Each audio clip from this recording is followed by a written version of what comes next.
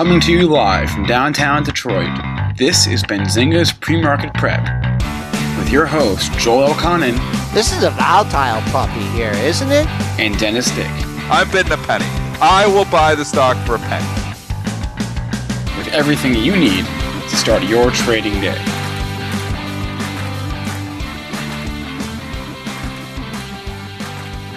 Good morning, everybody. Welcome to this Friday edition of Benzinga's Pre-Market Prep. Spencer Israel, Joel Elconin, Dennis Dick with you. As always, what's on our mind today? We have a couple of earnings reports. Workday, Ulta, Ambarella, Campbell Soup. We have Tesla. I feel like we didn't talk about Tesla for a while now. We have 2 days in a row. This morning is a apparent tax exemption for their Chinese in China. So good headline for Tesla there, being exempt from some tariffs. We're going to talk about Rupert Murdoch going into the open market and making a big insider buy in Fox. And our guest today is us. That is our guest. It's going to be, I guess, a Friday fun day, and Joel has a little game planned for Dennis and I. So hopefully that goes well at 8:35. I sound skeptical, yeah. Joel, what's happening here overnight? Oh, man, oh, man, oh, man. We are at a just fantastic area of resistance here today. Up 17.5 handles, 29.44 and a quarter, 46.5, your pre-market high. Spencer, show the daily here and just show how pretty this chart looks here as far as resistance. We've been bumping up against this area. If we could break into the 29.50 handle, folks, I could see 29.61 today. That was your August 2nd high. It's going to be hard to get positive on the month. You need to close at 29.82 and a quarter. Crude giving a little back, down 75 cents at 55.96. Gold continues to leak a little bit here, down 3.30 at 15.33.60. Silver still bucking a trend, up 14 cents. Let's call it 18.47. And Bitcoin just hanging out at 10K, just coiling up into a tight formation here. Triple D, how are you doing this? Are you in a better mood than you were yesterday? Do you want to know something crazy? I don't know how, but I ended up green yesterday. You're kidding me. Yeah, and I came in pretty short. Like, I mean, I had some positions that shouldn't, like I wasn't beta hedged is the problem. I was actually not that short, but I was short overall because I had a lot of like REITs and stuff, which is more defensive. Overnight, and they opened up quite a bit, and I was like, really? Like I had the IYR, a whole big position in that, and it ended up opening up like just not. It opened up and then it ran up, and it was like almost up as much as the S&P at one point. So that's what I didn't account for. So I don't know why that was the case. I wouldn't have thought with the TLT down, usually that lags significantly. Obviously, there's still a little positive correlation there, but it kind of does its own thing. I mean, you put the IYR up and you put the SPY up on a chart. Yeah, they kind of look the same, but the IYR chart is much more muted because it's more defensive, you know? So anyways, I didn't account for them just buying everything heavily. And some of the other positions that I had that I really didn't give much weight to really opened up high. So anyways, somehow ended up green. Just let me ask you, was it just the positions that you had? Yeah, I had some good ones. Did you put some more stuff on? Yeah, no, I'm trading it too, right? So I'm working, you know, you're always working yourself out of trouble. I feel like I'm a pretty good trader. So the more I trade, probably I'm going to be working myself out of the trouble. So I had a good fill on AMD to get out early. And so anyways, it was unbelievable that I can, you know, basically be short coming in and somehow ended up green. But again, that's the trading helped it. So if I would just leave that portfolio as is, I wouldn't have been green. So traded my way out of it. This actually, you know, I have 1 day left here. This is my best month, I think, since 2000. I'm going to say like 2010 or 2011. Basically in 8 or 9 years is my best month from my trading perspective. That's my trading account, not my investment account. My investment account just gets chopped up, and obviously, you know, it just goes up and down with the overall market. So I try to separate it, but the trading accounts, but trading's been unbelievable. That's why I keep thinking this Virtue Financial, VIRT, sitting down here at 1834, I gotta be like, they must have had a pretty good month. So when do they report, Spencer? It's a while. It's usually at the end. So I think they just reported at the beginning of August, and that's why I had the big drop. Yep. So we're still a month and a half away from that. But before they report, remind me. They're not for a long time. They just August 8th, so they were. Yeah, so we got another 2 months. So, but coming, they're going to be reporting for this quarter, and this quarter was very good. So we know the quarter before wasn't as good for the trading. So I got to think that they killed it last quarter. If they didn't, they're doing something wrong. So in about a month and a half, and I want to be maybe buying some calls on Virtu Financial. Anyways, I still own it in my long-term account, but I just think they must have killed it because I killed it. Okay. All right. Good month. Usually I talk very pessimistic. I'm a glass half empty type of guy, but this was a good month. A lot of things just worked out. Good. Good to hear. Today I am not net short. Thank goodness, because we go up again. I mean, the play is just S&P's pull back a little bit, and I guess you buy it. I mean, this week has been incredible for the market, especially, it's just because we were down so much to start. And then the last 3 days, we get it all back. Plus, now we're actually breaking out of the top end of the range. At least we're going to try to break out of the top end of the range here today. This has really been unbelievable whipsaw action. I don't know what headline we're going to have with the weekend. We always got a hurricane going to hit. That's going to be a wild card. We've obviously, always have China headlines to worry about, inverted yield curves, lots of things to worry about. The market is climbing that wall of worry. Where do you want to start with news, Spencer? Let's start with this Tesla headline, which we got here. I haven't seen it actually confirmed, but I'm taking it as good. Seeing it from Bloomberg and Reuters that Tesla will be exempt from the auto purchase tax that China has levied on the U.S. That's what we're attributing it to. So say it again. Tesla is exempt. Oh, you're talking Tesla. I thought you were talking the overall market rally. No. Tesla. Yeah, Tesla's up big. I saw that headline and I was like, oh, that's gonna work. I've still got my puts, so somewhat of a bullish bet, I guess, but they're way out of the money. So I've got written puts, so I've sold puts, so still have a bullish bet there going on Tesla. Jason Raznick, nice analysis there yesterday. He must be smiling over there. Give him a shout out there. Tell him his Tesla's up $10. Make him have a happy Friday. He's not in yet. I don't. Oh, okay. I hope he's not listening. Big pop. I mean, this stock finds a way. That earnings report, when we went from 260 to 230, like I said on that earnings report, it was so bad. I said that day, any other stock would be down 20% on this, and it was down like 6% or 7%. It started to leak more, and obviously continued to go down since then. But now it's right back up there to where we gapped down to on that earnings day of the disaster earnings. So I don't know, this stock just doesn't go away, and that's why I got those puts. I don't think it's going bankrupt. Yeah, we mentioned it. It was kind of sleepy over the last 3 or 4 sessions and got a little bump yesterday, and then now continuing higher on the news, trading up 934 at 231.14. Let's see where we're at. I mean, it's interesting because it's just back in the area of the earnings. When it dropped after earnings, we'll see if we get some follow through. Actually, we were higher than that, folks. So we do have a level to keep an eye based on the pre-market trading. We got up to, man, come on, data window, 233.25. That is your pre-market high as it stands right now. Let me see where those pair of highs are at. I got nothing there for you, folks. I got a pair of highs at 236 and then getting closer to 240. So if you're looking for some more, 2 highs in a row, 812, 813, 235.77, and 236. 240, I would just say overall too. That's where it got up to.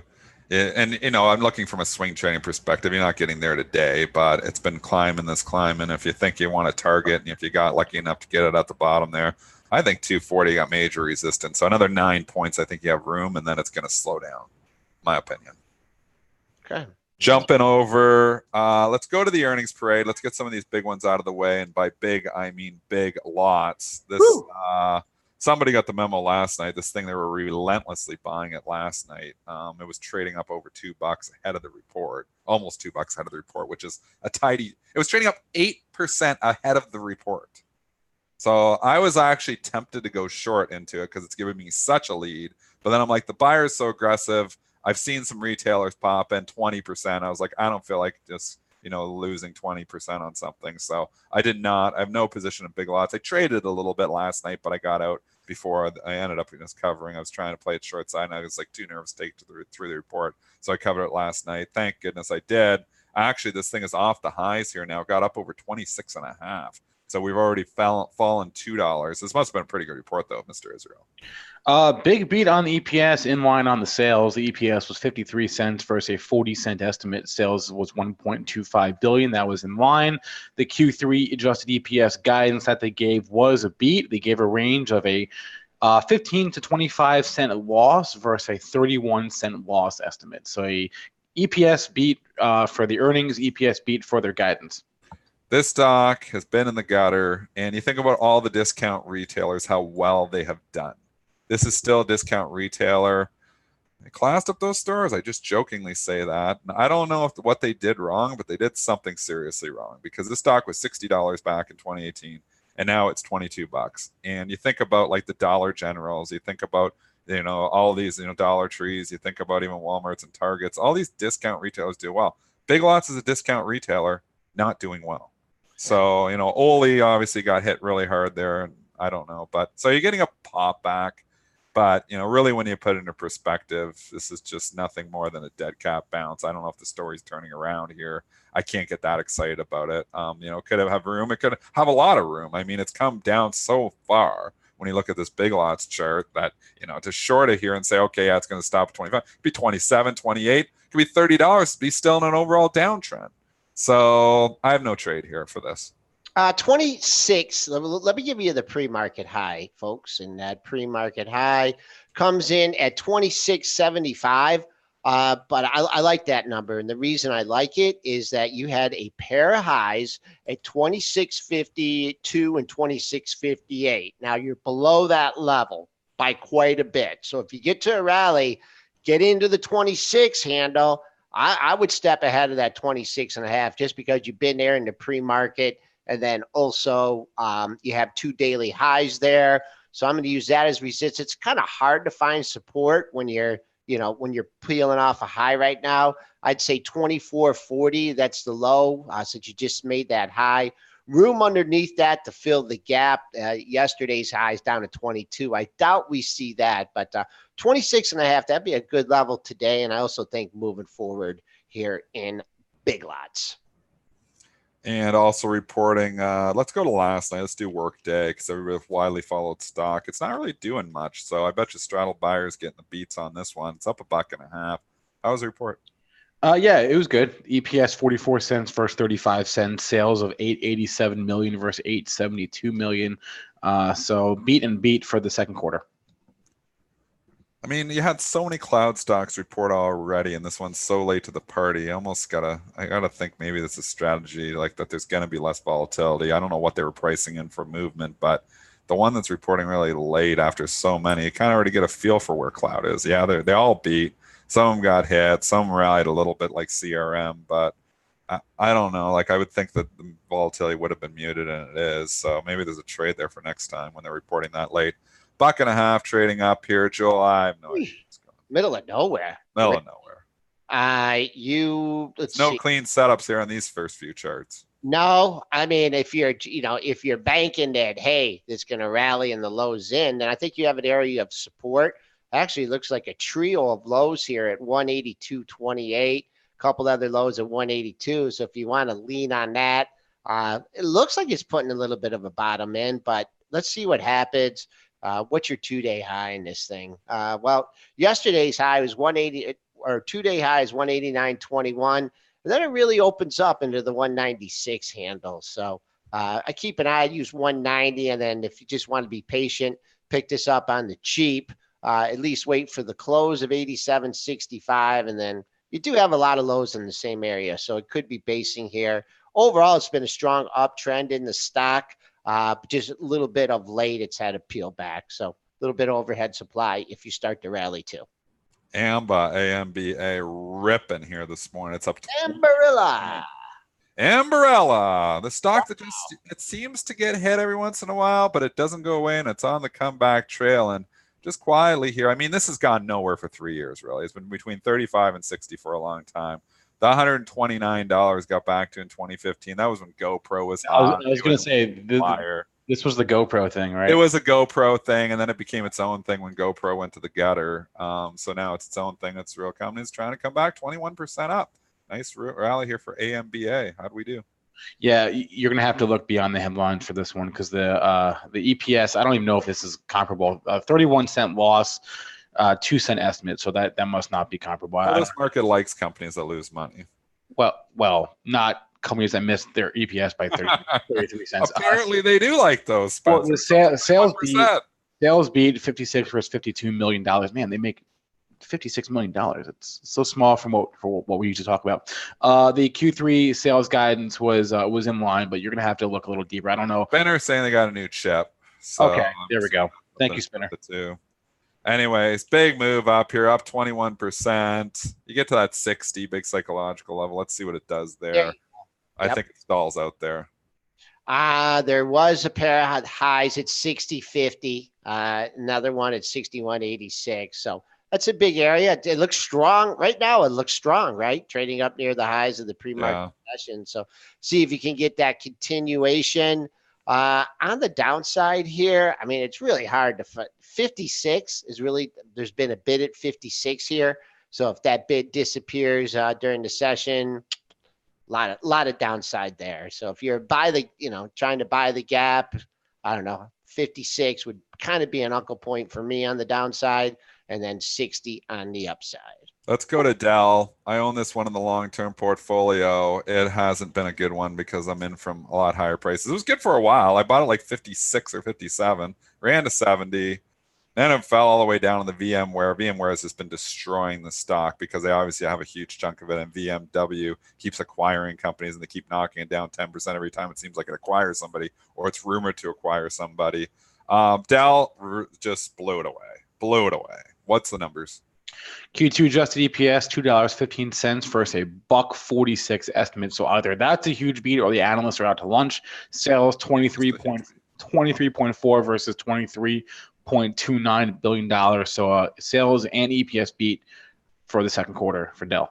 This company is a money-making machine. They're estimating in 2020 they're going to make between $6.95 and $7.50. So you can add that up, and that PE is 7. Again, this stock market doesn't like companies that make money. So I think this is Dell's problem. They make too much money.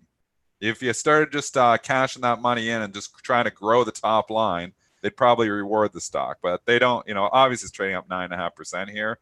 Kind of talking against my book, but the stock is so hated. You wonder if this rally doesn't fade too. I mean, the earnings report was just excellent. And from a fundamental basis, I think it has no business being only at $51. That being said, again, they don't like companies that make money. They like the top line. They don't give a crap about the bottom line. So it's all about top line growth, which Dell doesn't have as much as, maybe some of these other companies like the Rokus of the world, that they're just growing like crazy.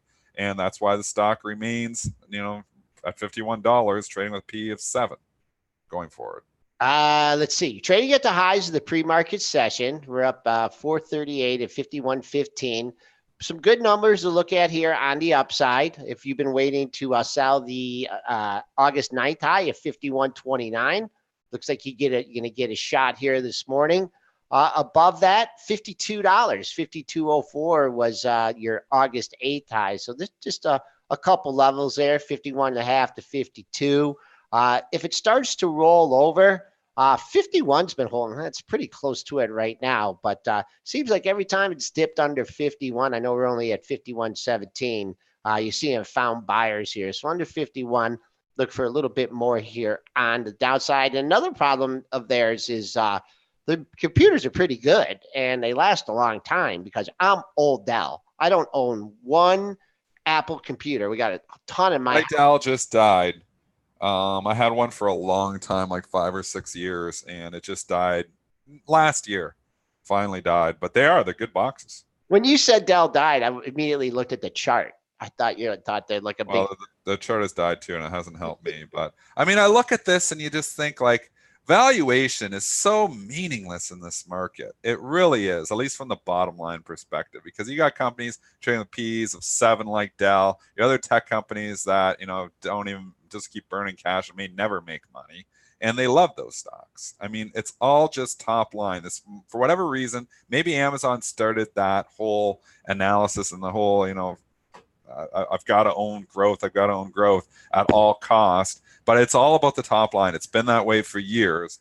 Dell is a great bottom line company. If I was Dell and you were confident you could continue to make the kind of money that you can, or you're saying you can, I'd initiate a big dividend and start trading it, and people would, then maybe give it some love, because then you get the yield guys coming into it. But right now, it's like it doesn't have any dividend. Yes, it makes a lot of money on the bottom line, but what are they doing with that? They own a huge chunk of VMware. VMware is trying to acquire companies, trying to find growth. I mean, I guess that's the problem with Dell. It doesn't have the growth that some of these other companies do. Amazon messed up people's brains a little bit. There's a good podcast called Land of the Giants where they go into sort of the rise of Amazon. And you forget that Amazon is the exception, not the rule. Everyone is after the next Amazon. Amazon is a unicorn. There is one Amazon. They are literally the best example of an IPO ever in the history of IPOs. And they dwarf everyone else, but you well, you know why too, Spence? Couldn't have seen this coming. No one could have seen this coming if you were in '99. Buying IPOs left and right. You would have been wrong on all of them. On pretty much all of them, except Amazon. Except Amazon, yeah. and why did the online bookstore? Why was that going to be the one? We had online everything. Online this, online that. If you had a website and 5 employees, you were worth $1 billion. That was the tech bubble. There's been no bubble like the tech bubble. Everything, like I said back then, Walmart was trading with a PE of 50. I mean, it just got outrageously silly. The people who are saying this market is overextended and maybe they've forgotten completely what happened back obviously in 20, and the 1999 2000 from December of 99 to October 2001, Amazon fell 95%. Good luck holding on to that. What are those dates? December 99 to October 01. It fell. Well, along with everything else. Most things fell. Most of those tech companies fell, like online business, fell 100%. Right. A lot of them went under. So it only went down 95, and then it's been straight up ever since. But they're the ones that figured it out. So it's the same thing with a lot of newer industries. I mean, the tech, the web, internet was new then. And it was companies, just coming out. Everybody was buying everything. I mean, that's what you got to look at when you're looking at some of these industries and say, who is going to be the darling? Who's going to be, the newer industries? Even like you compare to the pot stocks. Okay, well, who's going to be the Amazon of the pot world? Who's going to be? There is no such thing. Well, that's what I'm saying. Amazon there was only one. That's what I'm saying. They figured it out. I mean, they figured it out. And obviously Bezos was a genius, and he figured it out, and he built this company into what it is today. But, normally, like I say, when stocks go down 90%, usually they go to zero. Right, exactly. This company broke every rule in the book. And it's the exception, not the rule. That's my point. There are no other Amazons. There is only one. So sorry for everyone who didn't buy the IPO. I didn't buy the IPO either. I wish I would. More earnings and stuff. Belinda popped in the pre-market chat, and she just wanted our thoughts on this Mo PM potential merger here. And remember, Dennis, you were talking about it. Like, why isn't anybody buying this? Why isn't anybody buying this? And then everyone bought it, and they bought it all, and it popped up, and then it crashed and burned here. This is the craziest thing I think I've ever seen from M&A land. One of the craziest things, because first of all, there's so many crazy things that happened on this in the last week. First of all, the stock, has a rumor that PM's going to buy them. They whack PM, but they don't buy Mo that day. This was the day before the big candle. This rumor was already out there. This was on the 26th. It was a published rumor. Obviously, a lot of people thought, that there was nothing to it because they did not buy MO. And they hit PM. And then the next day, we get confirmation that they are in talks, that Philip Morris actually says they're in talks with MO. They didn't know if a deal's going to happen, but they're in talks. And we see MO pop all the way up to $52. So I'm kicking myself that I didn't, buy it on that rumor. Then what it does is incredible, because it tanks all day and closes red after they've been confirmed to be in talks. David Faber doing some excellent reporting. Like I said on CNBC, I think he's the best one. From being connected to breaking news to doing stuff. David Faber is awesome. Love David Faber. Follow him on CNBC. If you don't, I'm giving you a nice shout out here, David Faber. But he was saying that the premiums here, there's going to be a merger of equals if it happens. And the premium, I believe, and I'm obviously parsing his words, going from memory, but he was kind of implying that there wasn't going to be that great of a premium here. and it has continued to go down here. And obviously, if you're going from the date, Philip Morris, is down $7 or $8 when these rumors started. So if it's going to be stock equals, this could almost end up being, a take under from where it was trading at when it was $47. So, could it be higher than this? Yes. But if they actually do, merge these two companies, there's going to be some nice synergies maybe and stuff going forward. But still, tobacco is not, a growth industry here for one thing. And that's probably why they're looking at cutting costs in whatever way they can, because they realize it's not a growth industry. That's why they've put some investments into marijuana as well, trying to find growth. But it's not a growth industry. There's less and less people smoking. They got, crazy stuff all over the packages there. The dividends are attractive, but it's just not a growth industry. So I don't know if there's going to be a big premium. I don't think you're going to get a payday of 50 or 51, not according to what Faber was saying when I was kind of reading between the lines of what he was saying. So I think if it doesn't even merge, it's going to be, first of all, they're probably going to hit Philip Morris down further. And if it's an all stock deal, there may not be much premium here at all. So that's why I'm not long it. Also, something to keep in mind is the Juul made headlines yesterday. Altria has a 35% stake in Juul, and Juul is under investigation by the FTC for potential deceptive marketing. Keep that on your radar. All these pot stocks. Let's go take this over to pot for a second. You can bring this back if you want, Joel. But we had a hell of a rally here in the market the last 3 days. Look at Canopy Growth, CGC. It's basically gone nowhere. Look at the other ones in the industry, ACB. You go look at the ETF MJ. You had a little bit of a bounce the last day or two, but it's, the SPY, if we look at where that was back at the beginning of August, we're above that.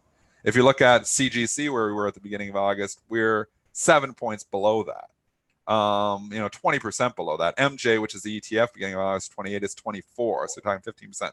This has just been, what I've been talking about is people were paying outrageous prices from a multiple perspective and, talking the growth and the bottom line. And they weren't considering the competition. This isn't like, they have some patents on something. They're growing pot plants in a greenhouse.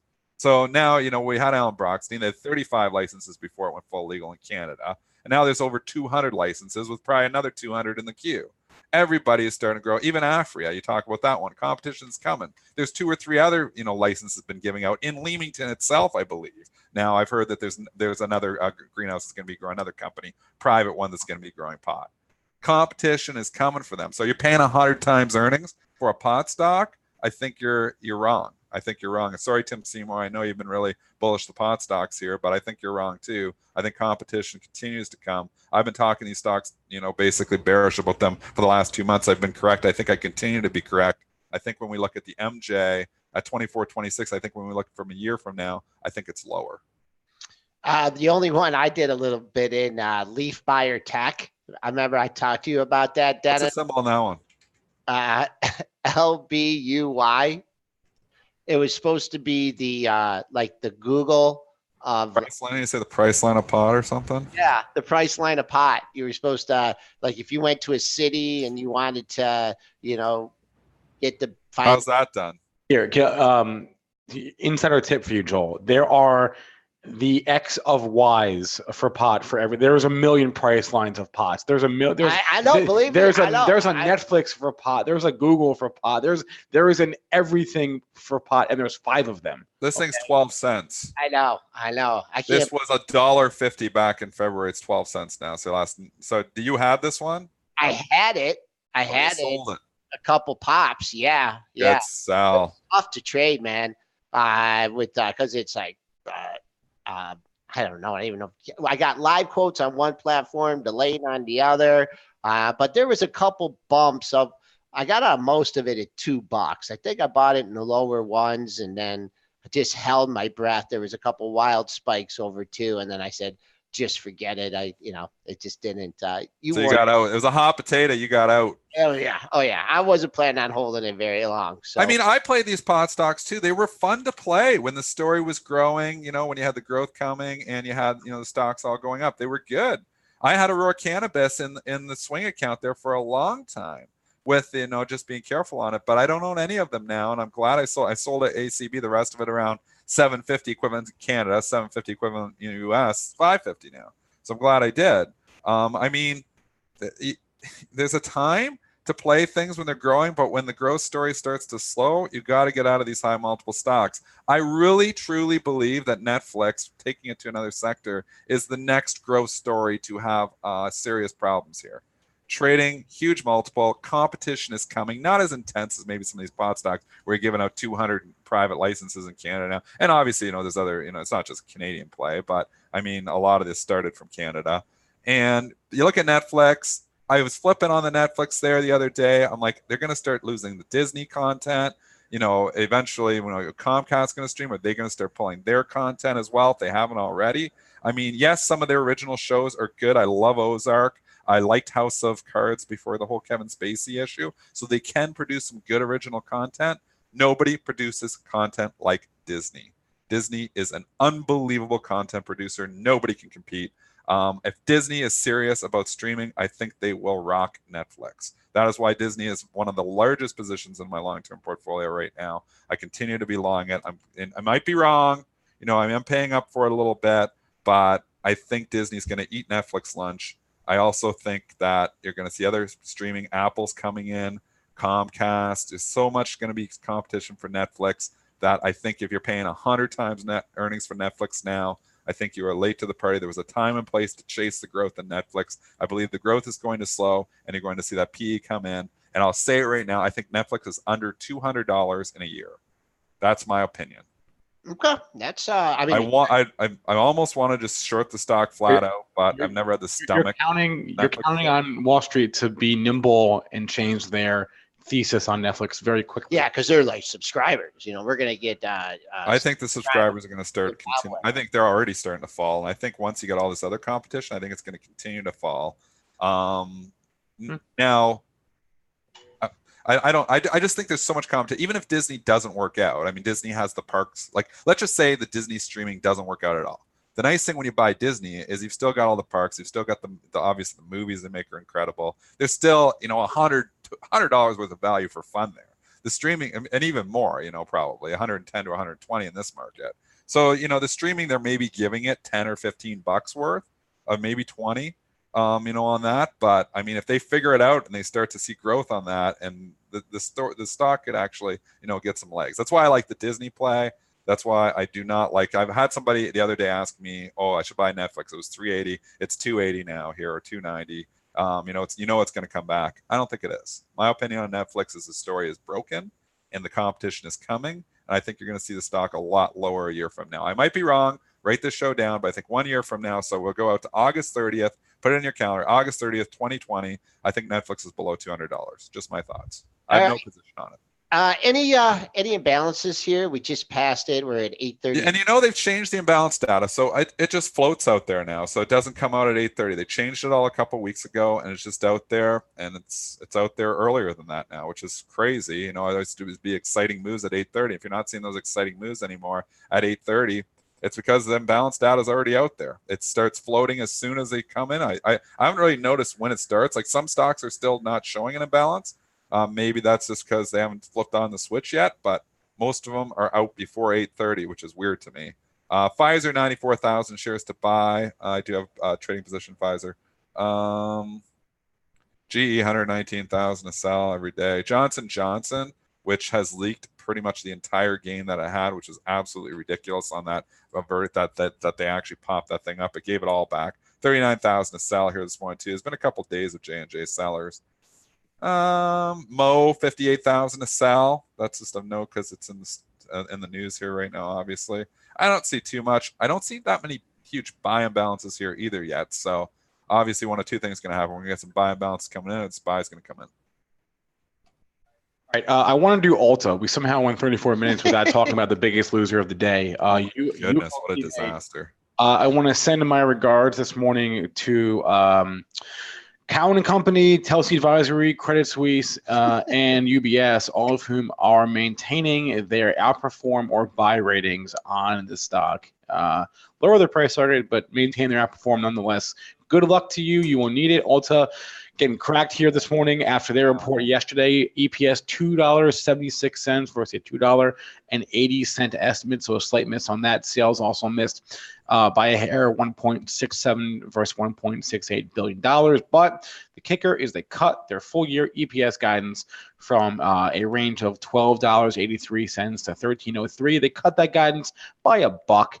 $11.86 is the new low end of the range they gave. So they cut their full year EPS guidance by $1. You don't see that very often. Straddle buyers had to make money on this one. $25. I looked at it. What was it going for? The 337 and a half you could have had for $25. 3 times. This, if there was ever a time to buy straddles, we've been talking say about it. We don't. Yeah. Yeah. This earnings season, some of the straddle buyers have, and what we mean by straddle buyer, they bought the calls and the puts, so they're taking advantage of a huge move in either direction. And obviously, the flat out put buyers are making money there too. If it was 12 or 13 bucks only on the put side, holy mackerel! I was watching this one. $83. No, I was watching this one with A1 after A1, and like it went down like 65 real quick, and I'm like, okay, it's gonna bounce. Oh, it should bounce. Wait, it's not gonna bounce, and it just sat there, and I'm like, this thing is not gonna bounce. And it just has been continuing to leak. Your pre-market low is 251.75. You're $3 off that. So use that, as a parameter. On the monthly charts, your next monthly support level comes in at, oh my gosh, I even got to go farther back here. I got to go into the twos. Have we hit 239.41, 239.31? That was your low in January of this year. So I don't know. I mean, if you have a nice short on in this one and you have any kind of size, I would just, go the half, like 54, 53 and a half, if you want to cover it.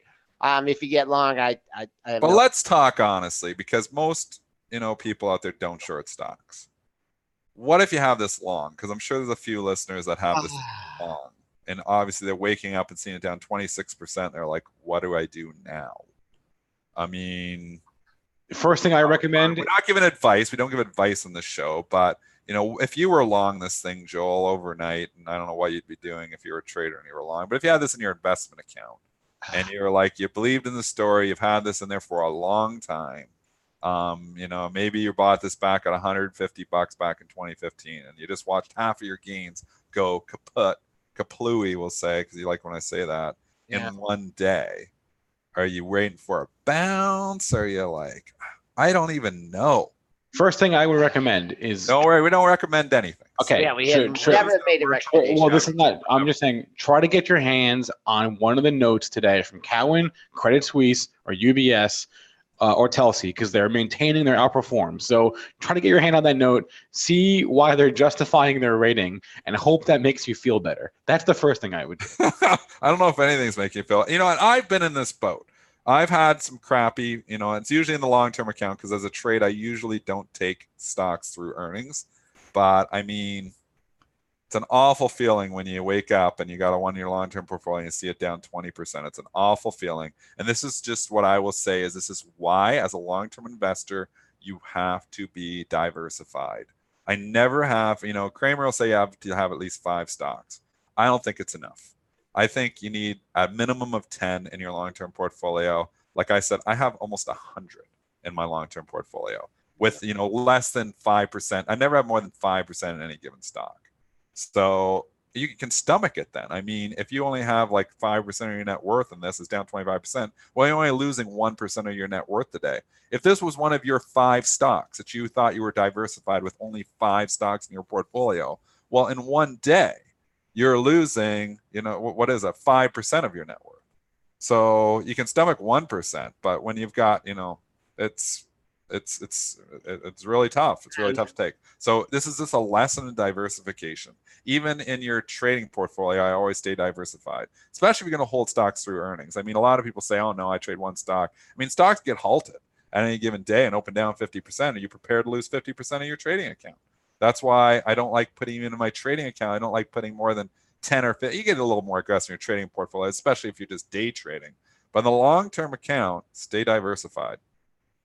If I owned it at 150, I think I'd be a little bit more prone to hold on to it.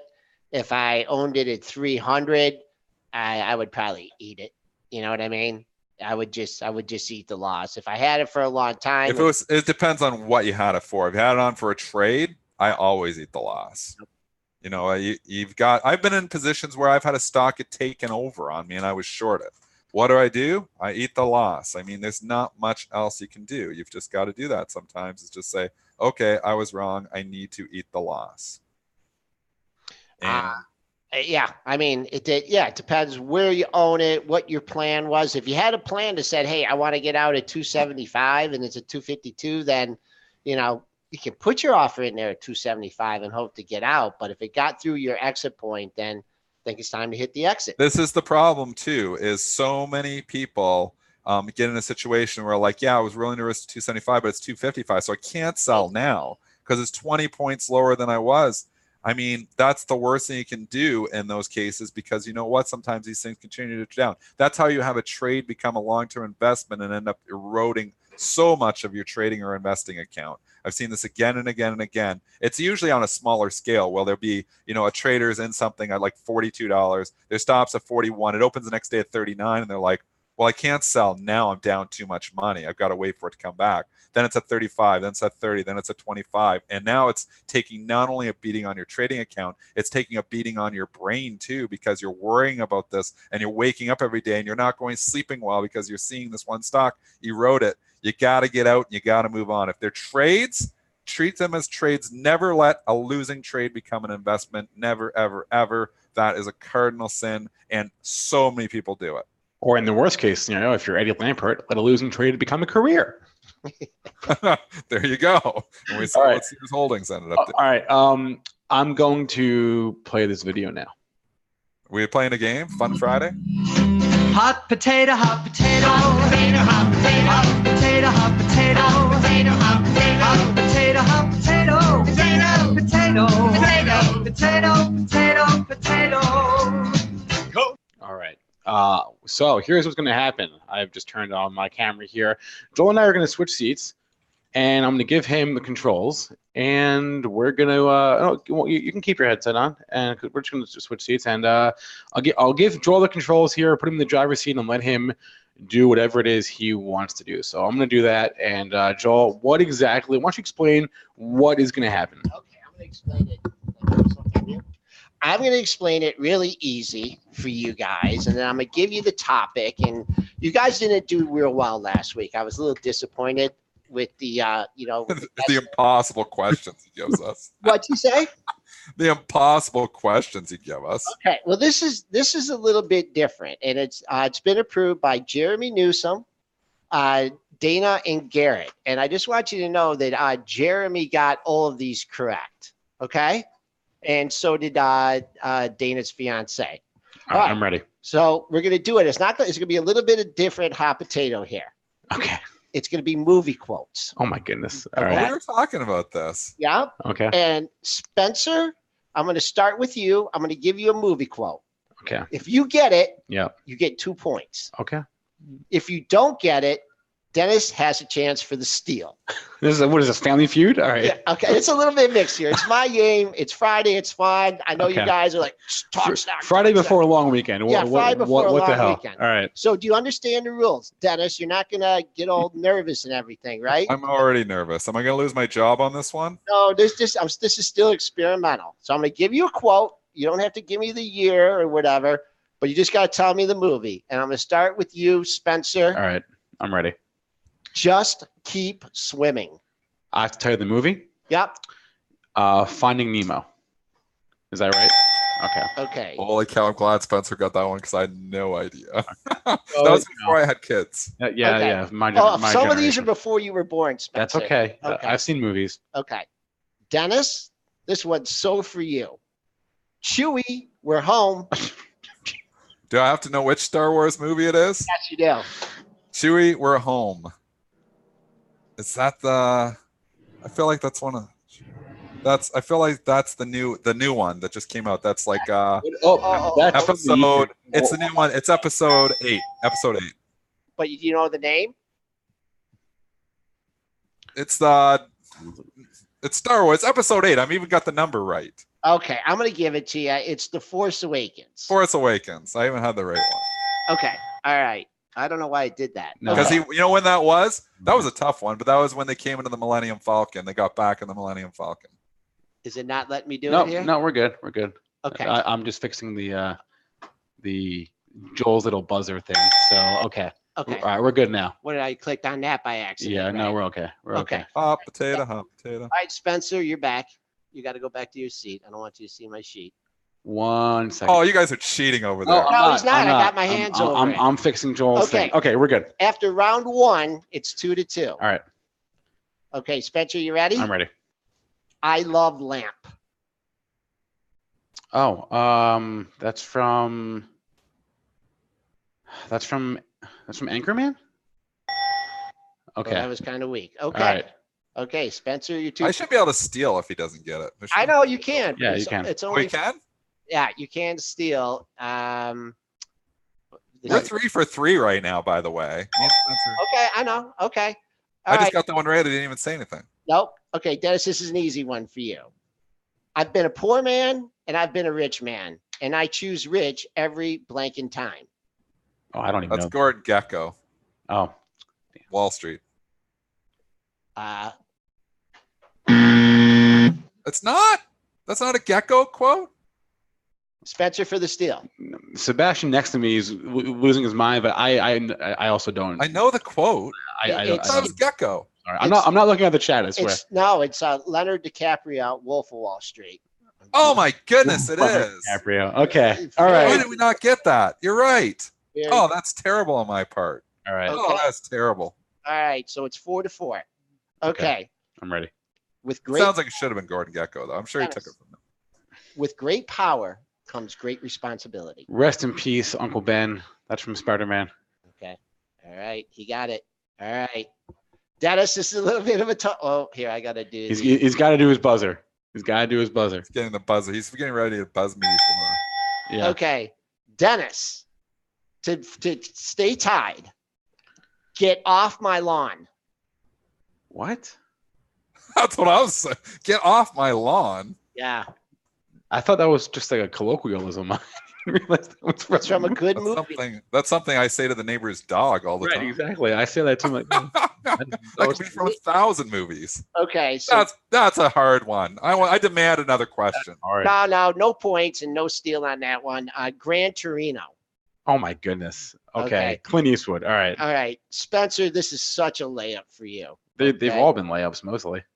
It's tied, right? 6-6. No, Dennis, you. I'm not keeping score. Don't. All I right. missed the Wolf of Wall Street one. Brutal. Okay.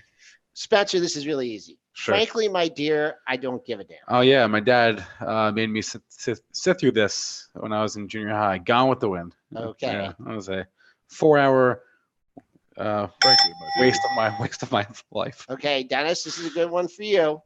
To get back tied, I'm going to make him an offer he can't refuse. Holy, these are hard. I'm Oh, going to come on, make, Dennis. I'm going to make him an offer he can't refuse. He's going to steal this from me and win the game. It's not over yet. It's over. He knows Dennis, this is a. think of. I don't want to think. I'm going to make him an offer he can't refuse. You get one guess. The Godfather. You got it. Very nice. Very nice, Dennis. I'm proud of you. 8-8. Proud Okay. of you. I'm proud of you. Spencer, this is another one, a little bit tougher for you. Okay. I love the smell of napalm in the morning. You know, that's Apocalypse Now. I've never actually seen it, Okay. but Okay, good. I know that. Okay. Dennis, to stay tied, this is pretty easy one too. Mama always said life was like a box of chocolates. You never know what you're going Well, to that's Forrest Gump.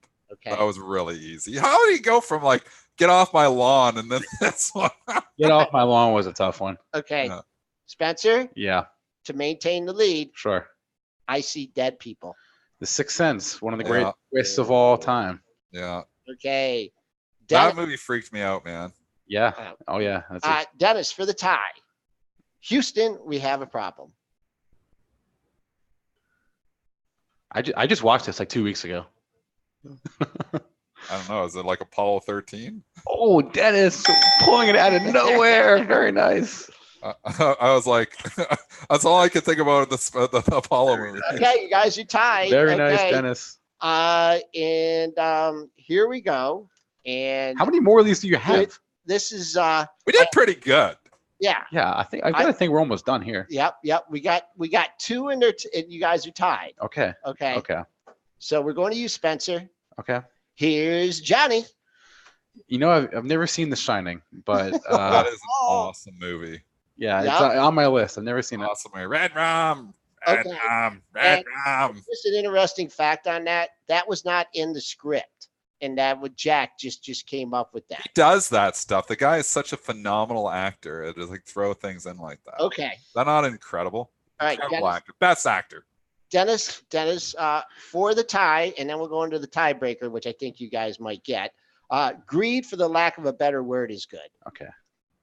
Well, that's Gordon Gekko Wall Street. Yeah. Okay. Yeah. All right, man. You guys are crushing it. I made All it right. too easy. Made it too easy. Okay. And for the tie, it's a competition. Whoever says it first is going to be the winner. Oh man. Okay. Okay. Roads, where we're going. Back to the Future. Spencer. There we Oh. go. Okay. See, I process things at a slower. Oh, then I should become a creator. That's what you're saying. Mine is 20 years younger. I gotta should be a like creator. go through and find it. And I'm like, I got it, Pat Trap back there. Spencer takes me out. Okay. I'd be very bad on game shows. Yeah, you would be. I've been studying. I'm for too decades. slow, So. and I don't know enough. That's a bad combination to be on a game show. Too slow. What do you mean too slow? You're a trader. You can't be too slow.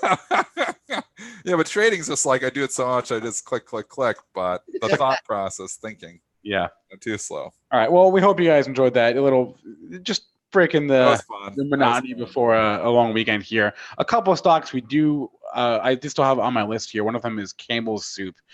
They reported this morning. CPB.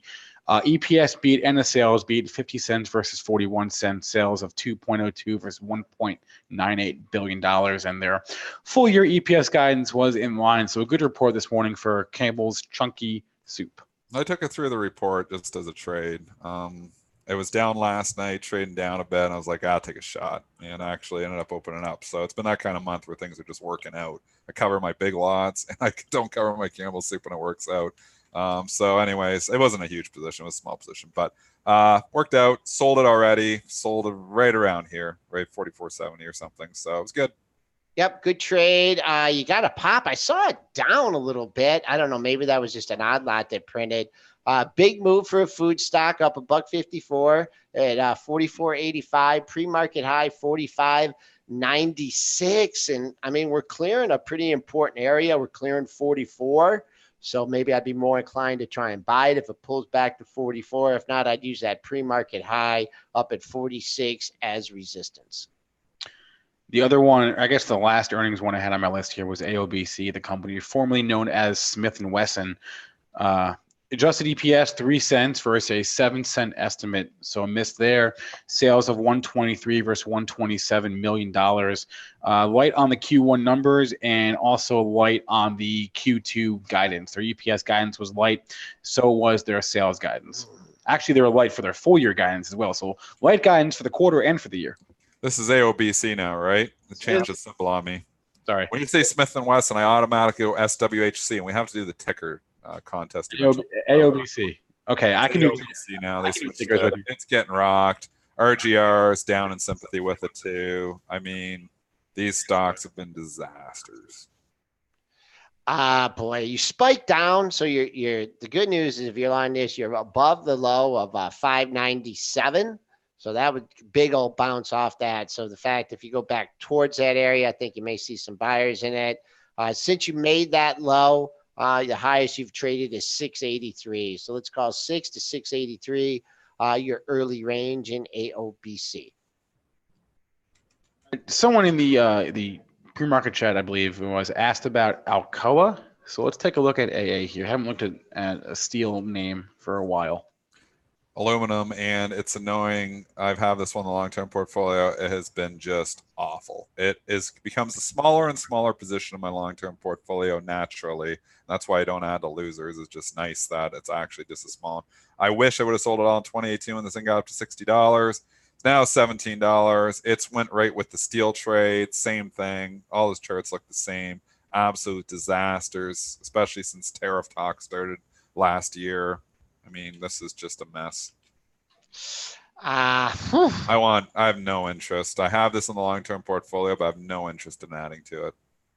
Probably going to be a tax write-off at the end of the year. 1646 is your low of the move. You're trading up 13 cents. Next potential resistance area, if you get a rip and rally, it's really not even moving at all. Maybe get above 18. I see a 1780 high, 1798 high. So a little room above 18. Oh, also a high right on the kisser at 18 even. Above that 1855. All right, let's talk about this Fox headline here. So Rupert Murdoch on Monday on Tuesday, went into the open market and bought 100,000 shares of Fox at an average price of $32.24. And then on Wednesday, he said, I'm not done. He bought another 400,000 shares at an average price of $32.01. So that's 500,000 shares for Rupert Murdoch at an average price of $32.06. We track CEO buys and sells, and I trade them. I am not actually trading. I am in this one. I bought this last night on the news of this purchase. I will be selling it. It's a day trade, so I will be selling it today. So I'm going to limit my comments at that point. But it's a huge purchase. 500,000. That's a lot of shares. Yeah, like I would think that's worth some money, so that's why I bought it. Well, you spiked up to what? Let me see here in the pre-market. You just had a crazy old spike up to 34.55, and then which one are you looking at, Fox or Fox A? I'm looking at Fox. I don't see the crazy spike. You don't see a spike in Fox? Oh, it's 2 shares. 2 shares traded last night. 700 traded before that. Oh wow, you're right. Yeah, there's so it's straight that from. It's not going that high. Okay. I don't know how high it's going, Dennis, but pair of highs at just under 34. I see 33.82, 33.90, so 34 could be a good resistance point. And then someone just printed an odd lot at scratch, so you have to wait for the real liquidity to come in on this one. But I like 34 as a potential target for you, Dennis. And we talked about this a couple days ago. The only reason someone, an insider buys a stock is either, 2 reasons. Either they believe in the story or they're just defending the company, or one and the same usually. And Benzinga did an article on that. And so if you go to that little rant that you had, Dennis, we got. Did they quote me in it? Probably. I think so. Probably. Yeah. I think they're good like that. Boom. So we got someone new in the YouTube chat. They asked about WKHS. Never heard of it. Don't have any news on it. Workhorse Group. Never traded this one before. It's rare for me to find a stock that I've never traded. I've never traded the stock before. Okay. No idea. It's trading up 12. Trend's good. I mean, it's had a nice little, nice. Yeah. Trend's your friend. Yep. I'd like to see a clear 460 for me personally. 458, 460. You got a pair of highs, and then challenge $5. I don't know what the news was back at the end of July, but I would keep an eye on that, because it kind of had the slow roll north and then had the bad news and pulled back. So it looks like when it has a bad day, it has a bad day, but I'd like to see it get over 460 today. Do we have news on ALXN at all? I'm getting asked about that. News on Alexion. Bad news. AMGN is challenging their patents. That's from the patent website. Well, Street doesn't like it. Stock's been in a downtrend, taking out the low of the move. Yikes. 102 evens, your pre-market low. You're just off on that. You're busted through the low of the move by quite a bit here. The low for the year is down at 95.16, but I mean, this is temporary news. Don't know all the details of it, but right now it doesn't look like it. They can get wild. Sometimes they say these things, and they can get wild too. So this is good. Could go anywhere. I mean, you've come this far. We've been through 100. When you come down this far, I almost think you're probably going through $100. Mm-hmm. So I would see, what does it do? Does it go 99, hit some stops, and come back up over 100? But usually on news like this, you don't want to be a buyer, my opinion. Let the dust settle. Yeah, let the dust settle. Is that going to wrap things up for today? Yes. Mr. Israel? Yes, it Okay. is. So we're off on Monday, obviously, with Labor Day. Hope Not everyone- Dennis. Dennis Well, not knows how Dennis. to work this. I have to work every day. They don't give me days off. Nope. So we'll be back with you folks on Tuesday. Those of you who are in Florida, or I guess just the Southeast in general, stay safe this weekend. Hopefully the storm does not get too much worse, but we'll be back with you on Tuesday. Catch our podcast of this show, replays of prior shows, anywhere podcasts are available, or on our YouTube channel. Please remember, all the information from our show meant to be used as informational purposes only, not for investing or trading. Advice, questions, comments, concerns, email us, premarket@benzinga.com. Everyone have a great long weekend. Happy Labor Day, and we'll see you on Tuesday.